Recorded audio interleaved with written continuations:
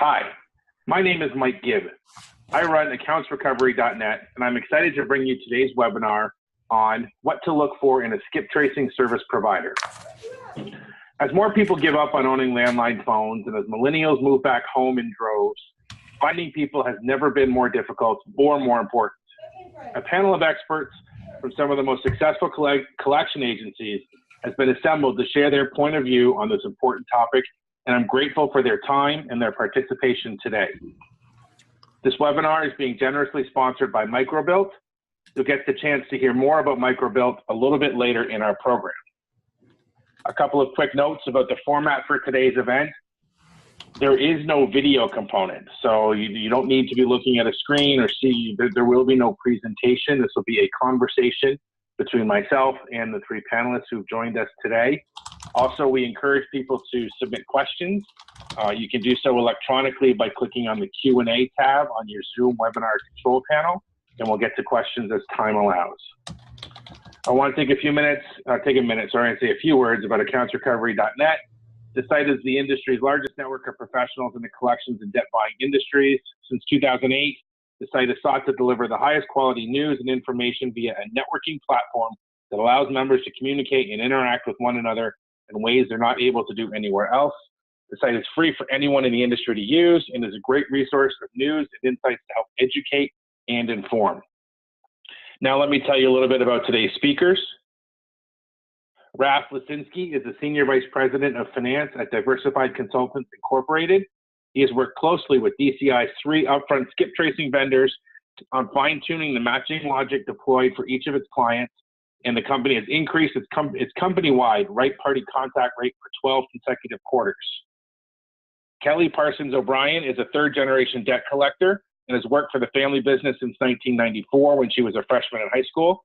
She currently serves as president for the California Association of Collectors and has worked diligently to learn every aspect of the business in over her 23 years with Credit Bureau Associates. Kelly has a passion for skip tracing and has spent many hours learning the skills of searching for people and talking to third parties to gain location information. And we also have Roger Weiss. No, just kidding. Roger Weiss is the Chief Operating Officer of CACi and also runs the Collections Coach. Roger's been involved in the collections industry since 1992 and is a frequent speaker at events and conferences. At this point, we'll start our discussion. And Kelly, I'm going to ask you the first question. Who should be performing the skip tracing at collection agencies? My first response was nosy people. So the staff that asked too many questions about different things probably would be the first person I would go to. So what I've found is oftentimes it's a collector that you've brought on that's really good with policies and procedures and maybe not so good with actually talking to people. A lot of our skip tracing is done on the computer, so we don't really need as much of the communication talking to third parties. We also participate in a Dream Team program. So these are high school students that often are at the continuation schools, and they come in as an intern during the summer. And I've had lots of success with them for skip tracing. They love the computer work. They don't really want to talk to people. And so we actually have 2 on staff that are graduates of the program. And one of them is a great skip tracer. She does a really great job for us. And the other one's moved to our legal department.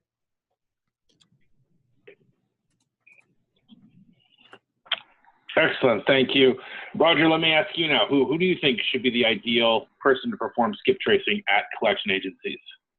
Well, I'll tell you what, it's difficult to overcome Kelly's initial answer of nosy people because I'd never heard nor said that one before, and that might be the most ideal answer available.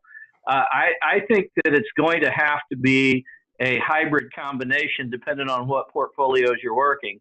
As an example, I think that we're going to hear Raf say something along the lines with the portfolios they work at DCI. There's probably not a ton of manual development that goes into that, and there's a ton of waterfalling going on. I'm going to go to the extreme other opposite end and say on some really high, the so to say coveted portfolio, so of some high balance credit card, high yield type accounts, auto deficiencies perhaps, those little things we like to call student loans and some things that do merit a little bit of digging. My personal preference, honestly, is the actual collectors involved, or a dedicated skip tracer on a small high yield team. My thought is the people with the more skin in the game, the more vested interest, are going to dig a little bit deeper and a little bit farther. And where there are a lot of automated tools, I think there's still an art to it, which I'll share a couple of thoughts and suggestions later of the art that can go into skip tracing on top of the process that goes into it. So by and large, I think it's going to be a combination of, like Kelly said, the nosy people, or I love the idea of the high school students. No one is more apt or adept, I should say, at using the computer these days than that generation. And they can fly and they can make it sing, and they're very creative. That's a very creative population, all the way up to, depending on the balance and the potential ROI on the account, the actual collector or even a collection supervisor or management might want to get their hands in it and find where that person is.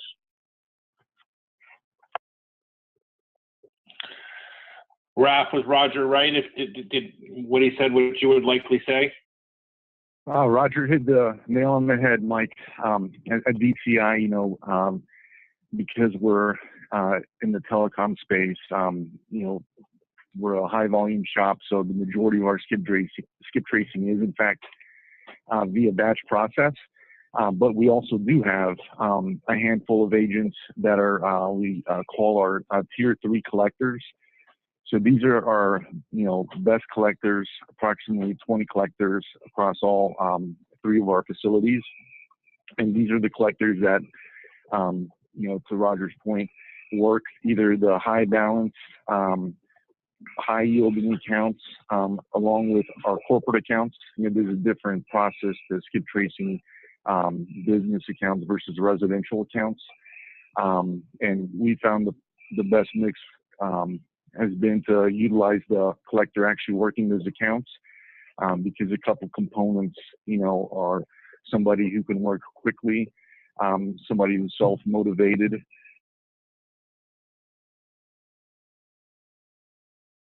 Kelly's point, asks a lot of questions to drive this third-party callback. So I believe, you have to have all of those qualities. And it's certainly not something that everybody's born with, but it's something that can be trained over time.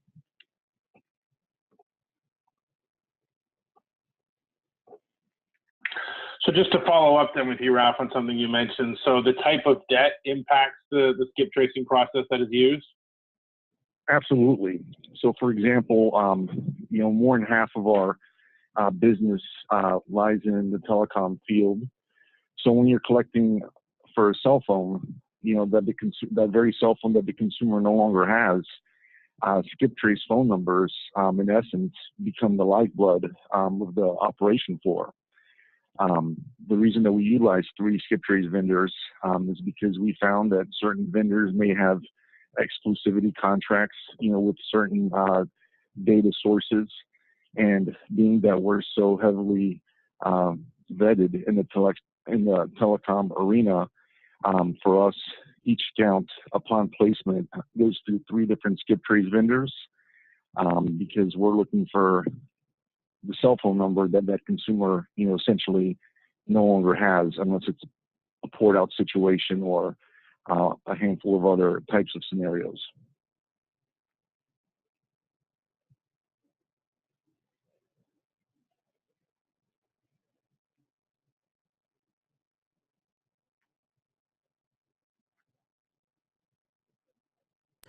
So I have a question. When you're using 3 vendors like that, how do you decide which one gave you the best number? Do you call them all? Yes. So we do call them all. We do have a couple different, things in play as far as phone scoring goes.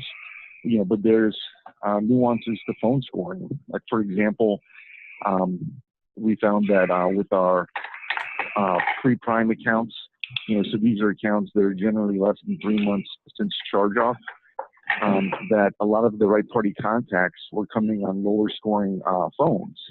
And if you really kind of put yourself in the consumer's shoes and you think it through logically, if somebody were to lose their job today, and they have to let their, postpaid AT&T cell phone plan go, chances are they're not moving their services to Verizon or T-Mobile, but they may have to go a prepaid route, or they may even have to get a phone in a family member's name.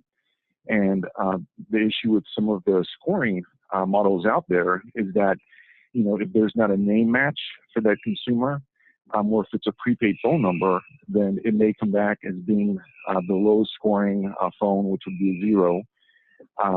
So you really have to, what we've done is we've fine-tuned it, to where our matching logic can vary from client to client and from the age of the debt.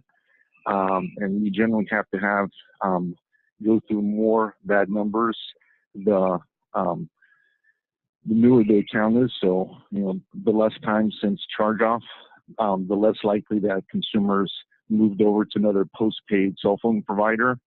And when you're talking about prepaid, or you're talking about phones and family members' names, you're going to have to go through, a lot more bad numbers to get to the good ones.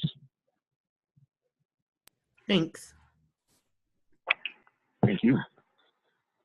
What we did when we were choosing how to set up our electronic waterfall is we did a look back, and we ran the same account populations with multiple vendors in a sample environment, with the understanding that this was not even a live test, but it was for a comparison to kind of jockey for placement on our waterfall. And based upon the information that we got from them, we tiered it in that order. And quite frankly, that's been 2 years ago now. So we need to circle back around and look at the results and possibly do that again. So we find, as far as phone numbers, we have one vendor that is exceptional. And as far as other information, we have another vendor that is real good too. So, excuse me, we based ours kind of on what makes a sensible order. And then it was with the understanding and anticipation that everything as we included it would be deduped. And we specifically made sure that we informed them. We don't, and Raph, you might be able to input on this a little bit. Kelly, you might too, but we didn't want a ton of numbers. We wanted a very sharp focus on the best numbers. So that's kind of how we set our waterfall up. You're spot on with that as far as quality over quantity.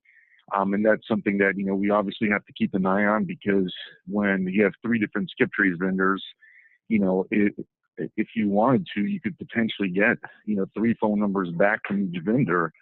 But, when you look at the probability of some of those lower graded numbers generating the right party contact, I think for most organizations, there's going to be a sweet spot as far as, what scores they're willing to import and which ones are not worth the risk, because the other side of the coin is that, you're just getting a contact number for somebody. Now your collectors actually have to go through and get the person on the phone. So, you have to watch your RPC rates. And the way that, we do it is we'll do an internal test every 3 months, and we'll just take a random placement date. So say we just take the accounts that we received, for example, on November 1st. We would run the test probably sometime in the latter part of December, because on average, for us, it takes 25 dial attempts to generate 99% of our first-time RPCs, meaning that on average, we have to call somebody 25 times before we can scoop up 99% of our first-time right party contacts. And at that point in time, you can put controls in play depending on your dial provider, not to call that phone number back for a 26th time or for a 50th time. And then you can make sure that you're putting your focus on the phone numbers that give you the best chance to get the consumer on the phone for whatever type of account you're collecting on.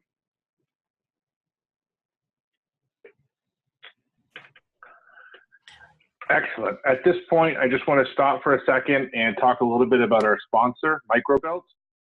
For over 35 years, Microbilt has been helping businesses assess and manage risk. They were a pioneer in the now exploding alternative credit data space, and as such have refined their products and services to deliver true business value. Over the years, Microbilt has invested heavily in acquiring best-in-class data. They've built sophisticated systems for keeping their data fresh and accurate, and powerful predictive models for making decisions around lending, leasing, collections, and risk management. With Microbilt, you can customize the products you need and how much you want to spend, and all of their products are provided through a single, simple access portal.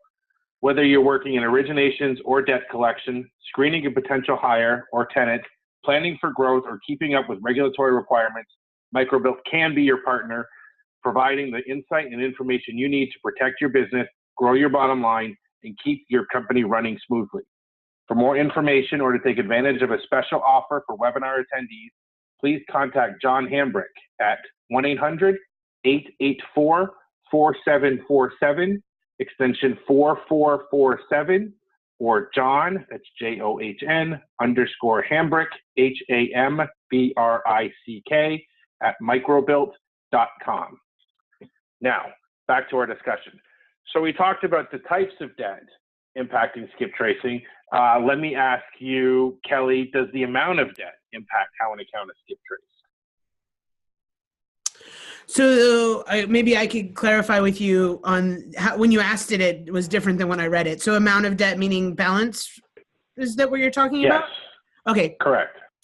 Yeah, so I guess our office is a little different. I don't know the makeup of the other two gentlemen's agents, but we have 15 collectors. So ours is a little bit more of a hands-on approach than so much of the batching and the waterfall and all of that stuff. So when we're doing our skip trace, the front end skip trace is done through a bit of batching for the smaller balances, and then anything over our legal limit. So we sue quite a bit of consumers in our agency. So anything that's over our legal limit actually does get touched by a collector.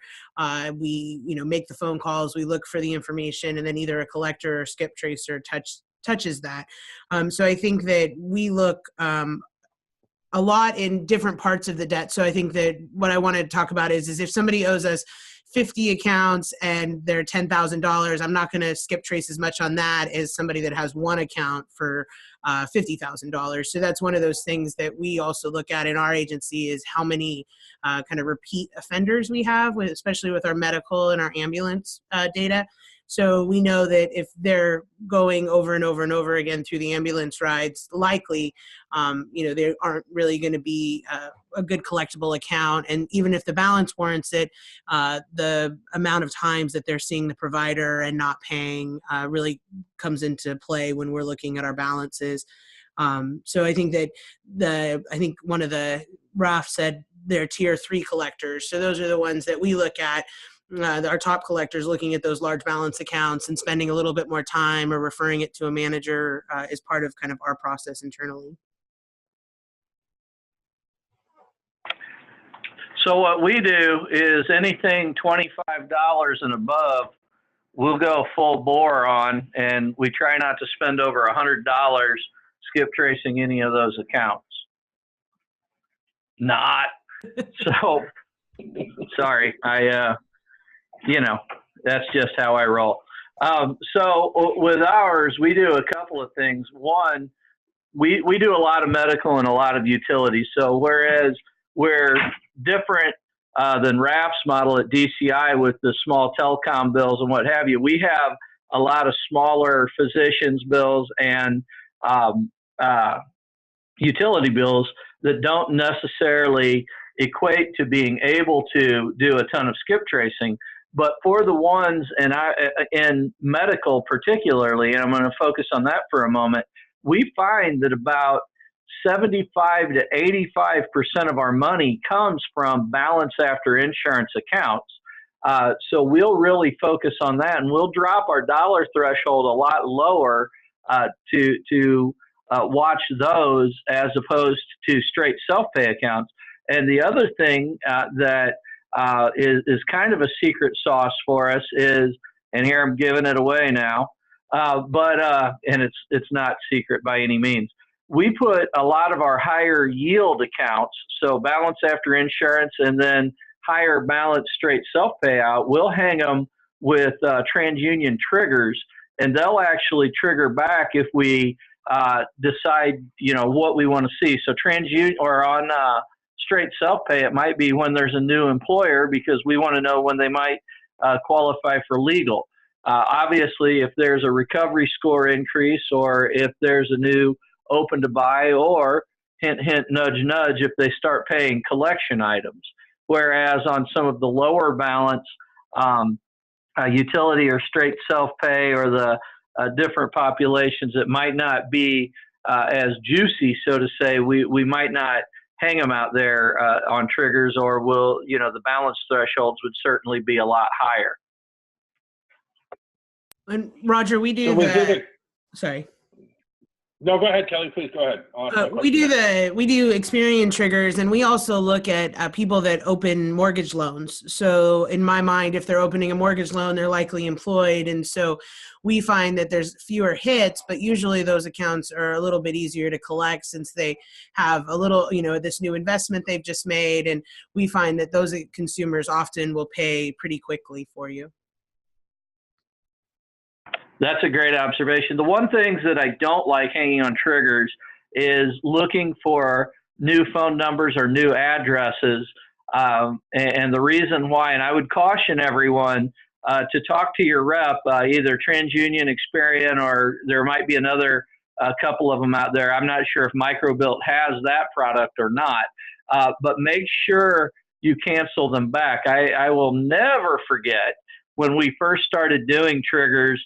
We had a 7-day suppression, and after 7 days, we would get a new trigger on the same account because it was reactivated in the triggers file. I would highly encourage you, when you're structuring your triggers file setup, to make sure upon hit, it is a deletion, and if you want a different trigger, you will relist it and look for a different trigger. The main reason we don't even look for a new address is because a new address might be 123 Elm Street is the address you have, but 123 Elm Street apartment A might be a new address.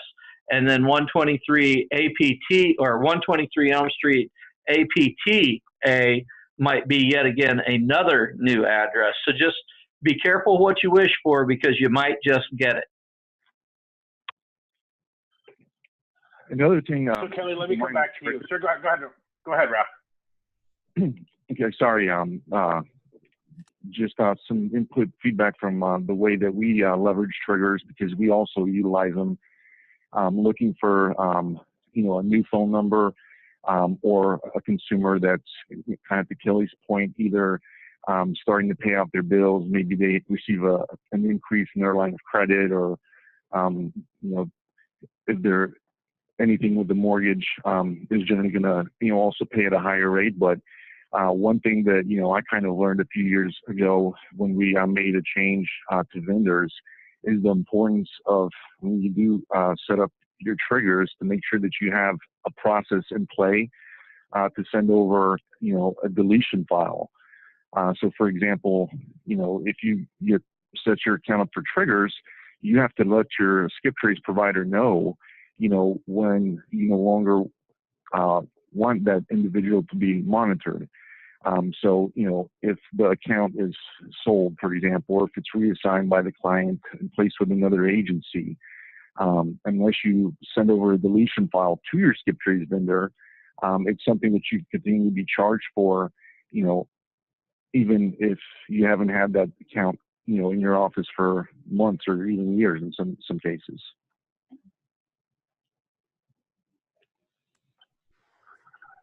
So let me ask this for each of you, and I'll start with you, Kelly, because from what I'm hearing, and again, I may be totally off base, which would absolutely be par for the course around here, but is it more on a case-by-case basis with each account in terms of deciding what to do when it comes to skip tracing and how to approach it, or is there a set of policies or rules or just guidelines that get followed? So I think for some agencies, they do really have like clear cut policies, procedures. You do this on this account, this on that. We have general guidelines for our staff, but I find that if you're putting skip tracing on the hands of your experienced staff, or even the high school students that I use, if they can really understand what their job is to find somebody, what I find is they can use that logic to make good decisions on the accounts. The triggers, the batching, all in the beginning, that's just stuff that kind of happens based on my balance, all the requirements that I have for some of my clients. But when it comes to actually looking at an account and making a decision on how to skip trace, you really have to depend on your training and the understanding the collector has about skip tracing, and what they're looking for the consumer. If they're looking for somebody on a bad serve, where I have money spent on a lawsuit, they may actually spend 15 or 20 minutes on that file. For the frontline collectors, they're not going to spend that kind of time or do that much research. If they have one that they think has a lead, but it's deep in there, they're going to refer it to somebody that has a little bit more time to spend or more expertise.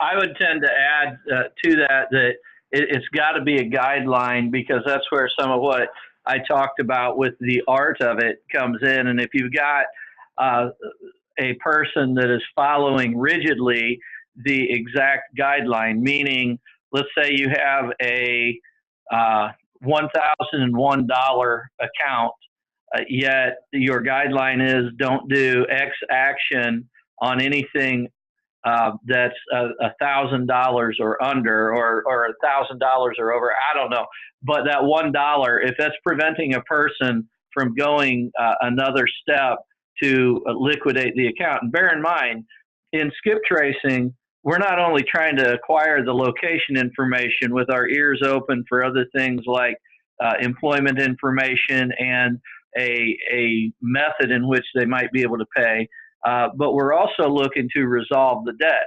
So that's where I think the art part of skip tracing comes in from the human side of things, because if you don't give a little bit of that latitude to the people that are doing the manual skip tracing, you might as well plug a process in place there. Well, and I also think from a compliance perspective, there's a couple of attorneys, and we're all, every attorney has a different opinion, but they also talk a little bit about running trigger on accounts where you may not have permissible purpose to look at credit data. So I've heard from several attorneys that I think we have to be cautious as an industry that if we don't have a permissible purpose, do we really have a right to look at that data on the credit report? So I think everybody has to work with their compliance department and their attorneys to make the right decision for them. But I think it's one of those things that we at least need to be aware of, is what type of accounts you're sending through Trigger or any type of credit data resource. That's a good observation. I would contend, and what I came up with from my compliance people, heck of a lot smarter than me. And by the way, that's not real difficult to do these days. And I talked to a couple of industry attorneys, and they feel like, and I tend to agree, that as long as we're not accessing credit type, trade line type information, as long as we're accessing skip trace type information, and we're not putting a soft hit or a hard hit, or soft inquiry or a hard inquiry, I should say, on the people's credit report, and as long as we have the account in our office, that can lend to, based on the product, that can lend to a permissible purpose to review things. Like, as an example, we do a lot of Experian Collection Advantage, where we will get certain information and we will get some summaries, but we don't get trade line information, we don't get inquiry information, and several other items that come on a full-blown credit report. In fact, we don't even run full-blown credit reports to skip trace anymore, because we just feel like, after a couple of decisions were made, that we might be opening ourselves up to quite a bit of liability if we're going to run the full-blown report. Yeah, we quit running credit reports in our office. We have one type of debt that's definitely a credit transaction, but other than that, we don't run a credit report at all in our office anymore. And coming from the credit report being my best tool as a skip tracer for a long time, it's really a change or shift in our office.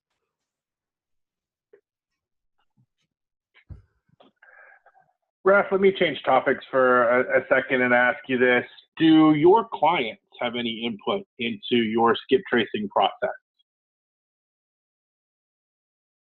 Our clients, at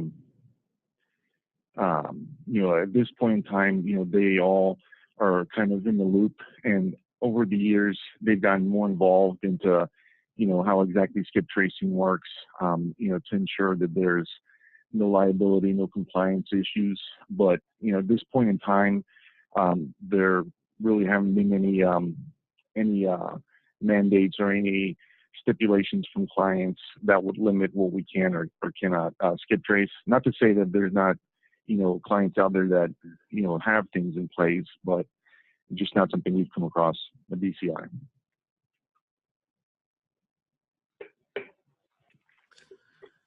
So we have it a little bit in, we have it a little bit in our RFP requirements. So I noticed that a lot of the RFPs that we get give some very specific requests on what you're supposed to do to skip trace or locate the consumer. So it's interesting because the RFP clearly is not written by debt collectors, but they do have some requirements. So it's kind of interesting how to fulfill those requirements. And we find that after we've gained the RFP, making some adjustments and working with the client for them to understand what we can and can't do seems to help.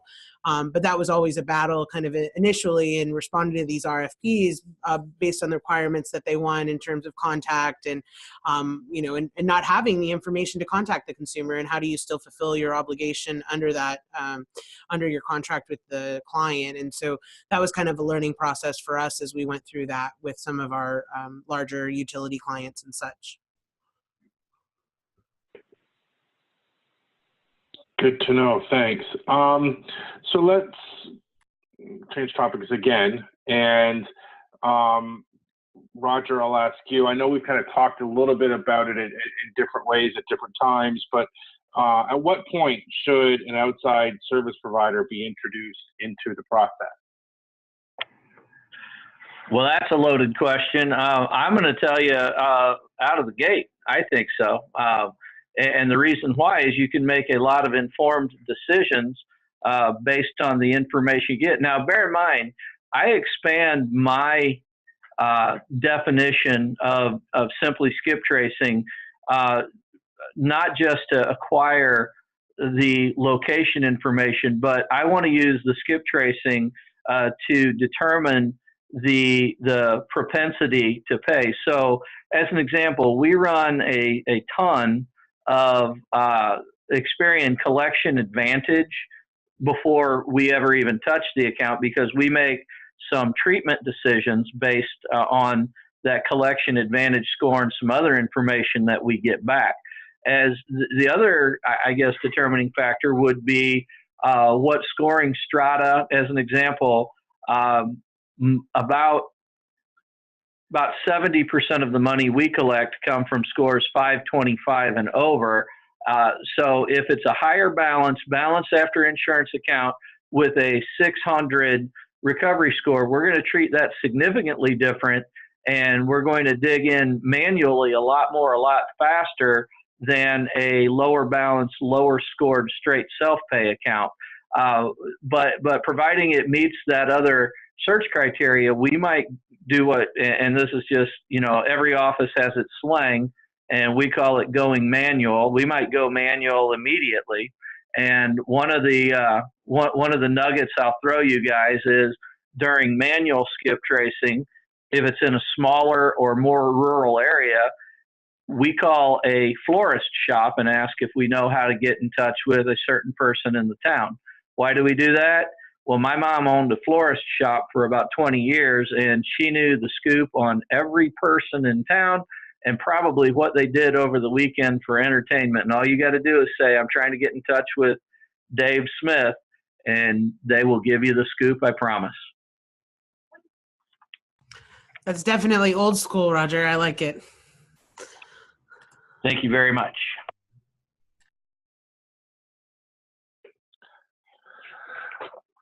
So, Roger, Raph, if I are you could calling add, florists as well? That is definitely old school. Not recently, but I love the idea. Thinking outside the box, and that's, again, I think where that art form comes in, and knowing, how much time to spend on something, and making sure that you're not spending too much time on an account that's probably not going to pay. So I love the idea. I did want to add some feedback as far as the score goes. What we recently switched over, and by recently I mean 18 months ago, through TransUnion, is into a scoring model that's based on telecom. And the difference is that, if you have a consumer, for example, that has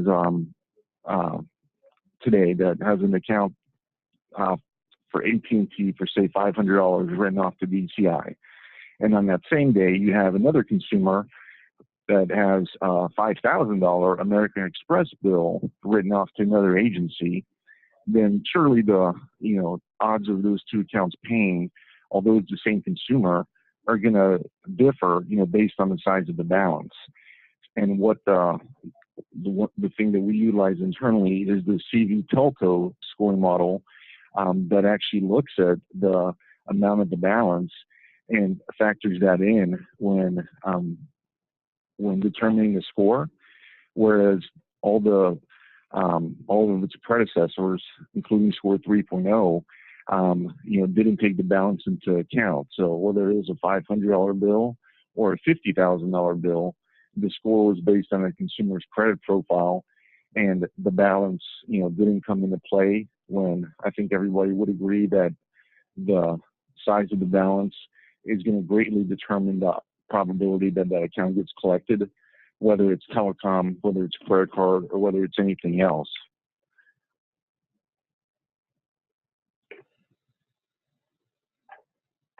I looked at the TransUnion models for that, Raph, and it seems like in this business, 18 months ago was just yesterday. I mean, I kind of almost feel like we're halfway through with 2018 already. I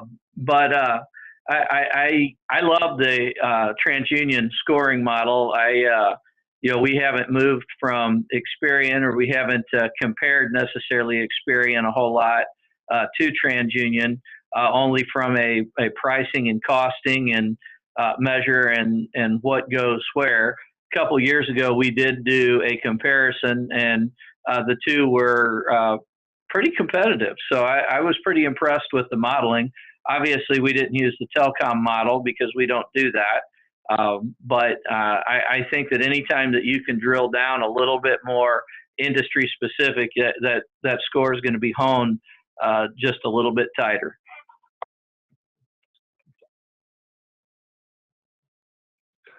Excellent tips. Now, let me move on to another interesting component of skip tracing today, and that's social media.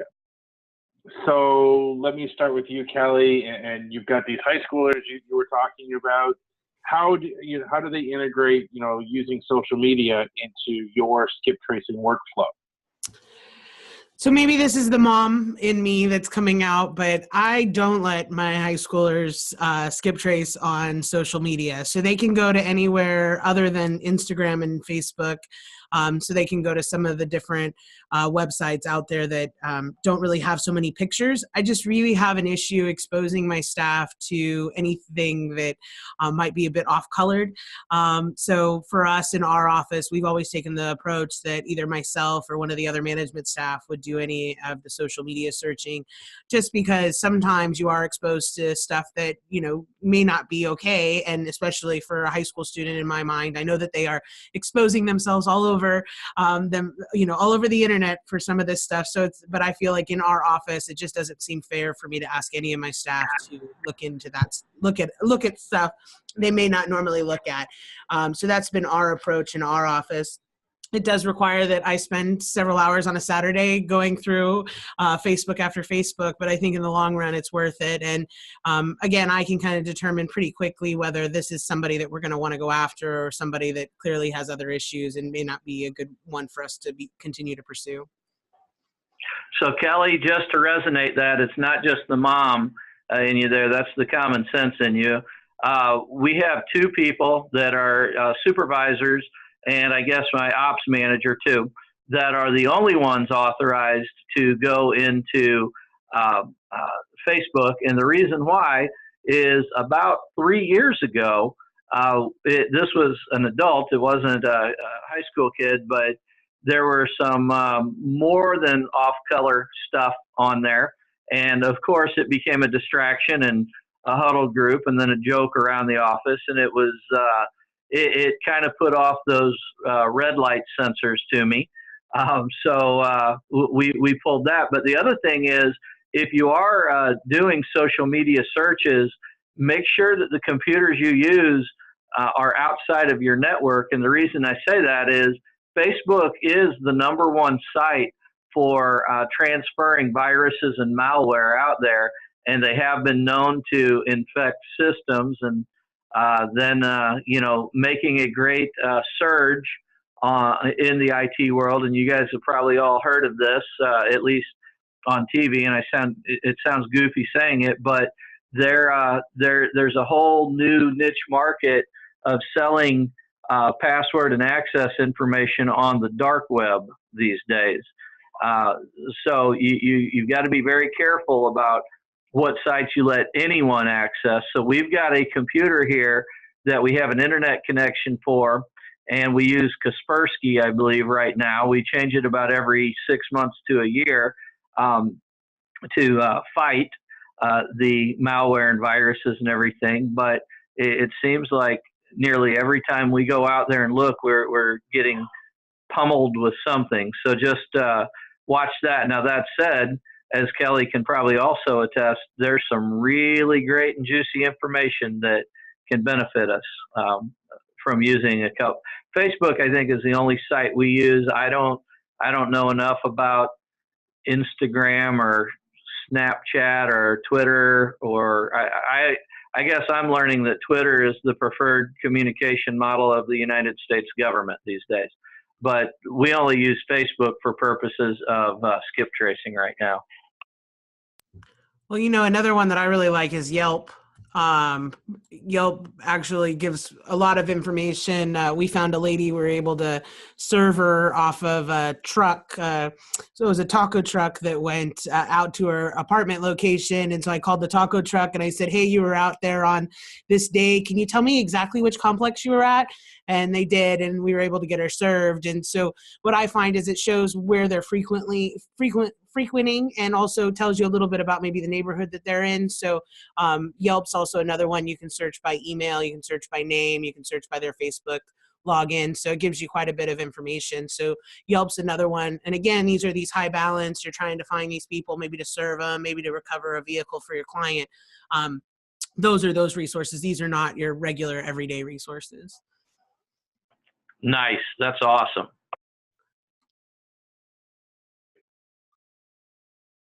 Now, Ralph, I'll ask this question to you, and there are compliance concerns, of course, when it comes to social media. So how do you incorporate those into what you may or may not be doing when it comes to using social media to look for individuals? You're absolutely right as far as the compliance component goes, and mainly for that reason. Up until this time, we've decided not to leverage social media. Although I do know that at least one of our SkipTrace vendors, they're in the process of leveraging phone numbers that come through LinkedIn. But based on the type of debt that we collect, we're for the most part looking for phone numbers as a means to get the consumer on the phone. And I just kind of foresee, if the collectors had the option to use something like Facebook, in our shop, the average collector age is about 22, 23 years old. And, especially for those entry level, positions, it would be a huge trust, that you have to have an individual not to abuse, those privileges and not to, spend too much time, searching for an account that's probably not going to pay you anyway. But again, until this point, for those reasons and some of the points that Kelly, touched on in regards to the information that's out there, we've just decided that it's not worth, letting the collectors have access. I think it could be, advantageous once our Skiptrace vendor incorporates LinkedIn into their Waterfall through one of their data sources. But that remains to be seen on what that lift that social media would provide is.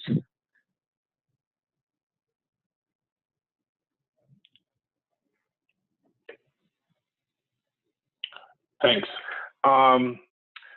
Let's ask one forward-looking question, and then we'll get to some questions from the audience. Again, if you have a question, by all means, you can enter it into your Zoom webinar control panel, and we'll try and get to as many of them as we can. Roger, what would you like to see Skiptrace service providers offer in the future? We've talked a little bit about social media. Is that something you're looking at? Are there other things you'd like to see from your Skiptrace vendors? Sure. So, since we're talking about in the future, and, I'm kind of a dreamcaster, and I'm still waiting for the Star Trek beam me up, Scotty technology, even though I kind of think that the government already has it. They're just not telling us. I would like to see a better or a more robust aggregating system and almost a ranking system, almost a waterfall within a waterfall from a Skiptrace vendor, as well as a little bit of, rather than setting a hard fast, letting you set a little bit of a range. Like I had mentioned if it's $1 over or something like that, but set a forgiveness range to where it might still go in and look electronically. I guess I'm looking to mirror AI as much as I can within some of those. And some of the applications may already have it. I'm just not aware of it. I'm a little bit old school, as you guys are learning. In addition, I'm always more curious about the better mousetrap for finding employment information as well as bank account information. So anything that a skip tracing vendor can give me that will help me resolve the account rather than just locate the account. Because quite frankly, there's some accounts that, for lack of a better way to say it, I might not want to locate, because if I do locate them, that maybe they're a suit risk, or they're a liability. If they're I use Web Recon's stuff for finding the litigious consumers, litigious debtors, and that helps me find out what I don't want to do. So I don't want to look for certain people really hard, and whereas others I do. So I guess closer to AI moving forward is what I would want. Excellent. Kelly, what about you? I struggle being in California, so not very much information is available for Californians in the Skiptrace arena. So recently we used TLO, and they recently just gave us some old driver's license data, which is actually pretty helpful. But the problem is it's pretty outdated compared to like the information you get in Florida, which is pretty much an open book of information. So I think for me, if I understood the sources better, so I know many agencies probably don't care where the information is coming from, but for me, every time I use a Skiptrace vendor, they're like, oh, these are all our sources. This is where we're getting our information. But I think that for me, instead of letting them score the phone number, tell me where you got it from. Let me decide if it's a better number. Maybe there's only ones I only want from utilities, or maybe I only want from magazine subscriptions, or maybe I only want the bureaus, depending on the type of debt I'm working. So I think for me, really being able to understand a little bit better about where the data is coming from, I think would allow me to use it more effectively internally. Kelly, I feel your pain struggling to be in California. I struggle to be in Missouri, but that's mainly because of the weather. as opposed to the weather in California. Well, it's 50 here today, so I'm freezing. I mean, I still have my flip-flops on, but it's still cold. What about you, Raph? What would you like to see from your skip trace providers as the data and as the technology continues to evolve? Sure. So one of the things that we actually started seeing from one of our vendors that I would love to see from our other two is, giving the vendor, enabling them access to monitor the performance of their phone numbers.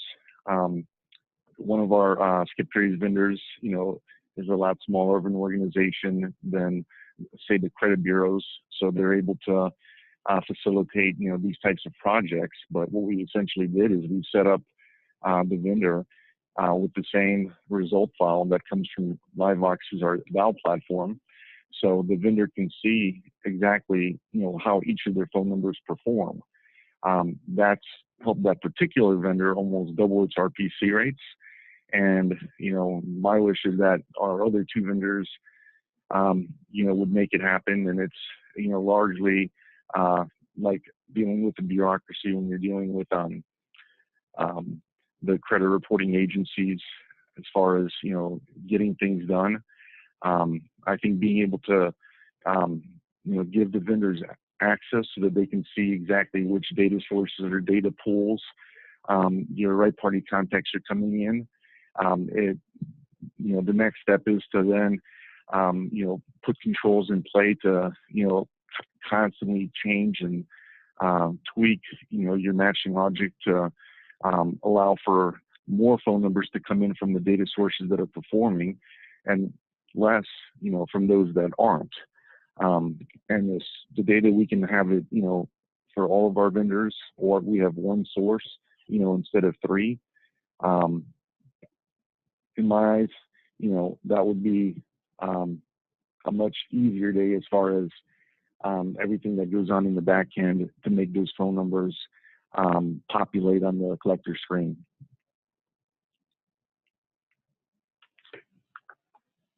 Raph, that's good stuff right there. That's real good. Thank you. We've got just a few minutes left, and we've got a few questions, so let me try and get through these as quickly as I can. What's the hit range for verified places of employment, and can you please provide the range of costs for these services? Mike, do you have a dartboard? Because it's literally all over the map. We're finding, so that's a very painful tooth-pulling question to answer. We're finding that for a verified, air quotes, employer that's not necessarily verified, we're seeing about a 8 to 10% hit rate. However, only approximately 40 to 50% of those are accurate. So, and we're finding anywhere between a $5 to $8 cost on those. Now, there are a couple of more expensive services out there that are in the $60 to $80 range, but when you get them, you get them. And we do use a couple of those services when it is on a legal account, if we're trying to just provide a post-judgment execution or something like that. And additionally, the product that I will reluctantly plug out there is the work number. I say reluctantly plug it because it is a little bit higher cost than what I believe it should be, but you charge what the market will bear. And I've been told by other skip trace vendors that I should place the work number higher up, even ahead of them, in my skip trace workflow or waterfall. Wow, if I can talk all of a sudden, because it's a little bit expensive, but when you get them, you get them and you know it's accurate. Yeah, we use the work number as well. And we often will run batching through them as well.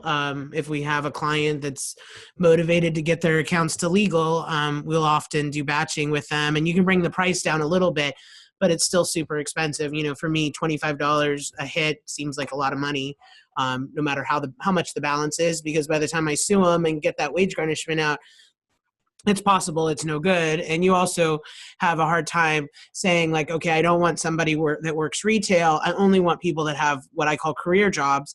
And so they're not super helpful with kind of organizing that on your spec. So if you can tell them like, I don't want temporary, I don't want retired, but they don't really give you a lot of other wiggle room on what hits you want and which ones you don't.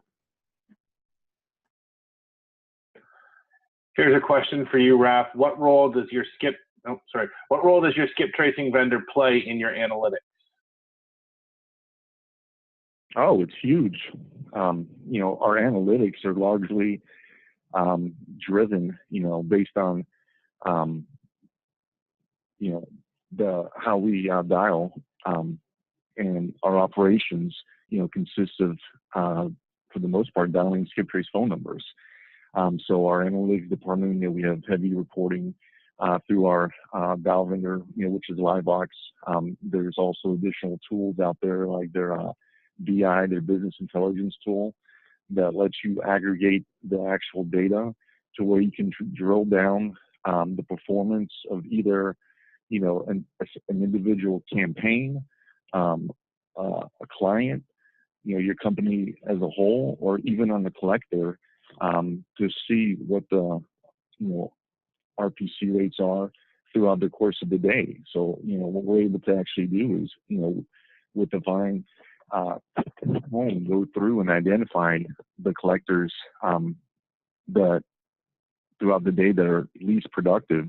You know, so if collector 123 averages, say, you know, 50 calls an hour, but every day, you know, between 1 and 2 p.m., which coincidentally happens to be when they get back from lunch, if they're only making calls at roughly half the, you know, pace, it's something that, you know, we address.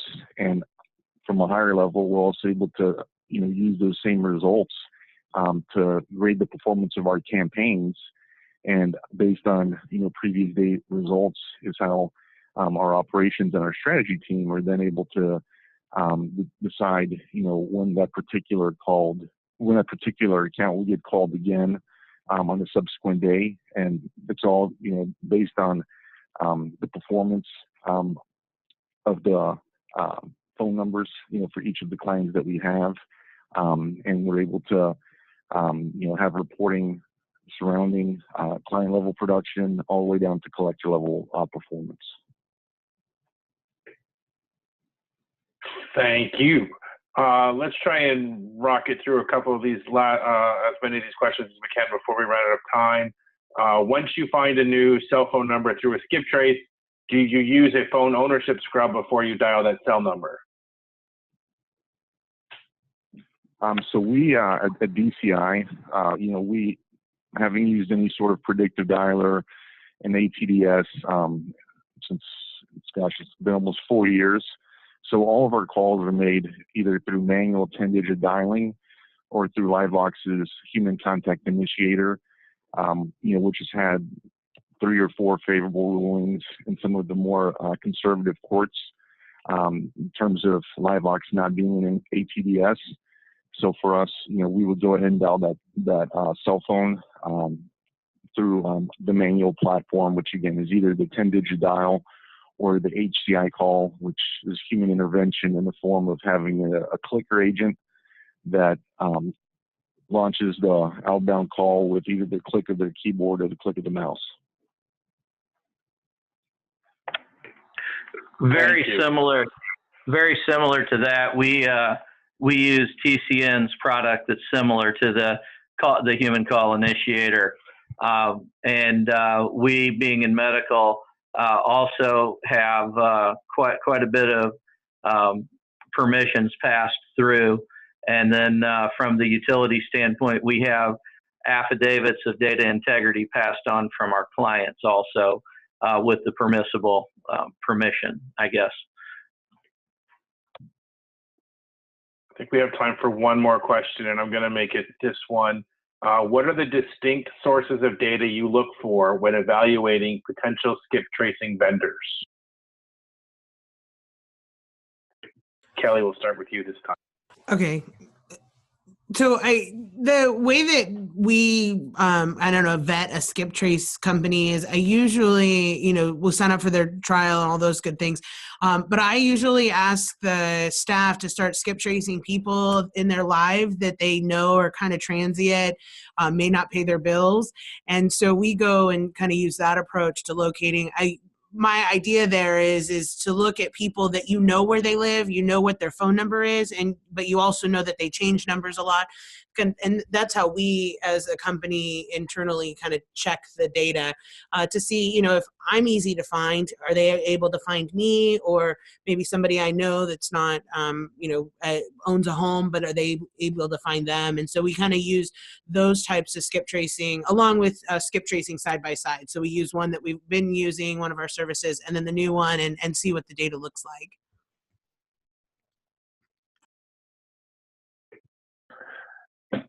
Great, thank you very much. With that, we're past the top of the hour, so unfortunately I couldn't get to all the questions. I apologize. I tried to get to as many of them as I could. Before I let everybody go, I want to thank Kelly, Roger, and Raph again for their insights and their time. I know I took away a lot of information. I hope you guys did as well. This webinar definitely would not have been possible without their participation. You certainly wouldn't have wanted to listen to me talk about skip tracing for an hour, because that would have been really boring. I also want to thank Microbilt for sponsoring today's webinar. Please go to www.microbilt.com to learn more about the company, and be sure to contact John Hambrick if you have any questions. John's number is 1-800-884-4747, and he's at extension 4447. Thank you to everybody who signed up and participated in today's webinar. Please stay tuned to accountsrecovery.net for news and more webinars in the very near future. A recording of this event will be made available in the next couple of days, so stay tuned for that, and please be sure to enjoy the rest of your day. Thank you, everybody. Thanks, Mike. Thank you, Mike. Thank you, Mike.